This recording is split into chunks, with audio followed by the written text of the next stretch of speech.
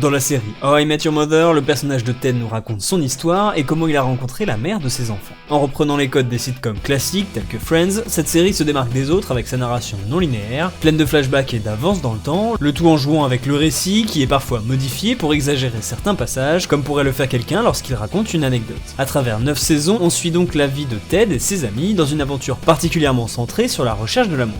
Persuadé que la femme de sa vie existe quelque part dans New York, Ted la cherche tant bien que mal et enchaîne échecs sentimentaux sur échecs sentimentaux, avec souvent le bilan que ce n'était pas la bonne. Autant j'adore cette série et je la trouve très drôle, et je me suis souvent identifié au personnage de Ted, constamment à la recherche du bonheur, mais surtout de l'amour, mais autant dans une série, ce genre de comportement peut porter ses fruits, lorsque le scénario nous dit dès le début qu'il va bien la rencontrer, autant dans la vraie vie, je trouve que cette manière de procéder peut être néfaste dans certains cas. Dans la société actuelle, être célibataire est encore trop souvent vu comme être une personne seule et triste qui a raté sa vie, surtout à un certain âge. Étant donné que la grande majorité des gens finissent par être en couple, mariés, avoir des enfants, etc., on se dit que c'est la norme et on oublie parfois un peu vite que ce n'est en rien une obligation et que le chemin peut être très long avant d'en arriver là, et c'est pas pour autant que c'est la merde. Déjà, parlons chiffres un petit peu. Un mariage sur 2 débouche sur un divorce et c'est bien la preuve que toutes les relations de couple ne se terminent pas bien. Et là encore, on ne parle que des mariages et pas des couples non mariés qui augmenteraient encore le chiffre. Reprenons l'exemple de Ted. À la fin de sa vie, Ted aura connu 6 relations amoureuses sérieuses. Les 5 premières ayant débouché sur des échecs, la dernière étant la personne qui l'aura rendu heureux jusqu'à la fin de sa vie. Et bien du coup, rétrospectivement, plus de 80% des relations amoureuses de Ted se seront terminées sur des échecs. Et dans son cas, c'est aussi pour la plupart des ruptures douloureuses. Bref, lorsqu'on s'engage dans une relation, il y a plus de chances qu'elle ne fonctionne pas au final que de chances qu'elle fonctionne. Et c'est évidemment toujours prendre le risque de se faire mal, c'est une chose qu'il faut garder en tête. Est-ce pour autant une mauvaise chose? Pas vraiment non, car si notre but est de trouver la personne qui saura nous rendre heureux pour le restant de nos jours, alors la recherche vaut sûrement le coup, mais ça peut être long. 9 saisons pour Ted, plusieurs années pour nous, c'est grâce aux erreurs qu'on apprend et grâce aux ruptures passées que l'on peut trouver de meilleures relations les fois d'après, jusqu'à tomber sur la bonne personne, si on en croit la série. Mais restons 2 secondes sur cette bonne personne-là. Comment on la trouve? Bon, déjà j'espère que cette personne n'est pas unique, car si c'est le cas, il se peut qu'elle soit à l'autre bout de la planète et qu'elle ne parle pas la langue, on serait un petit peu dans la merde. Rappelons quand même qu'à l'état actuel des choses, si une seule personne nous est destinée sur Terre, il y a quand même près de 40% de chances qu'elle soit située en Inde ou en Chine, ou qu'elle ait 2 fois notre âge. Bref, vous comprenez bien que je suis pas partisan de cette croyance. Pour moi, il y a plusieurs personnes qui sont capables de nous rendre heureux, et le but c'est de tomber sur elles au bon moment et de croiser les doigts pour que ça se passe bien. Mais combien sont-elles réellement? Est-ce facile de les trouver? La série répond à cette question sur le ton de l'humour.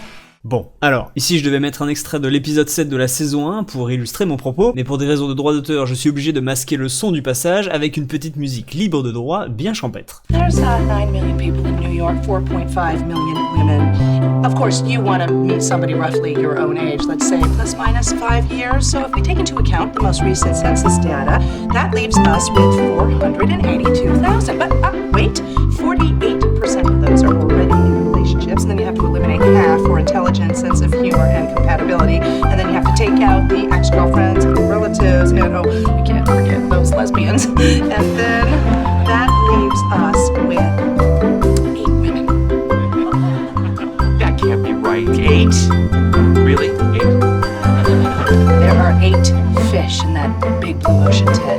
Alors c'est sûr, vu comme ça, c'est pas gagné. Évidemment, on peut être plus ou moins exigeant, et il ne faut pas oublier que la personne en face aussi doit arriver à se projeter avec nous. Du coup, on arrive dans des situations où trouver quelqu'un qui nous convient est quelque chose de compliqué, et beaucoup de célibataires désespèrent à l'idée de ne pas trouver chaussures à leurs pieds. Quand les années passent, que vous commencez à perdre de vue vos amis parce qu'ils préfèrent passer une soirée Netflix à 2 sur un canapé, parce qu'ils font des dîners de couple, ou bien parce qu'ils n'ont pas trouvé de babysitter pour la soirée, alors que vous êtes toujours célibataire, eh bien on peut se dire qu'on est un petit peu en retard et qu'il faut vraiment se mettre en couple. C'est encore plus vrai pour certaines femmes qui ont en plus la pression de la fameuse horloge biologique et cette petite voix dans leur tête qui leur dit que si elles veulent des enfants, il faut se dépêcher. Bref, on cherche l'amour, on garde l'œil ouvert, on va en soirée, on s'inscrit sur des sites de rencontres et on fait tout ce qu'il est possible de faire pour remédier à cette situation. Mais doit-on réellement être en couple pour vivre heureux? Soyons factuels 2 secondes, les relations de couple c'est surtout faire ce que vous aimez déjà faire seul, mais à 2. Alors ça vient avec pas mal de choses positives évidemment, mais aussi pas mal de contraintes que la vie de célibat ne possède pas.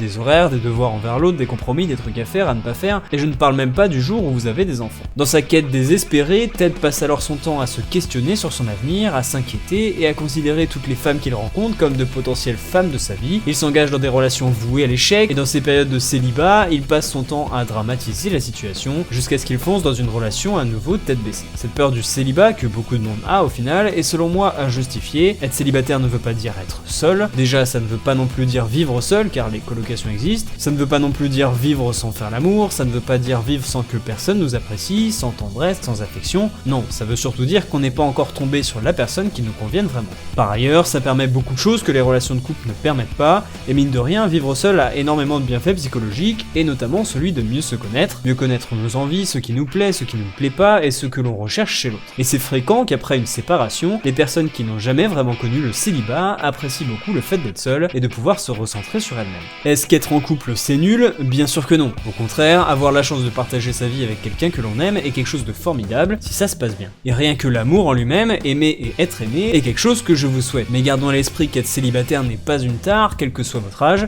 ça donne la liberté de découvrir le monde et de se découvrir soi-même, et qu'être en recherche constante et désespérée de l'être aimé n'est pas quelque chose qui soit vraiment bénéfique. Au contraire, ça peut nous faire trop vite foncer dans des relations qui ne donnent rien, juste parce qu'on a peur d'être seul. Justement, mieux vaut vivre célibataire heureux pour connaître des relations plus saines par la suite. Évitons donc de faire comme Ted et passer notre vie à rechercher l'amour, ça arrivera quand ça arrivera, et laisser les choses se faire naturellement est parfois le meilleur moyen pour que ça se passe bien. La preuve en est, c'est au moment où Ted s'y attend le moins, qu'il veut tout quitter et se recentrer sur lui, qu'il tombe enfin sur celle que la série nous tease depuis le début, la mère de ses enfants.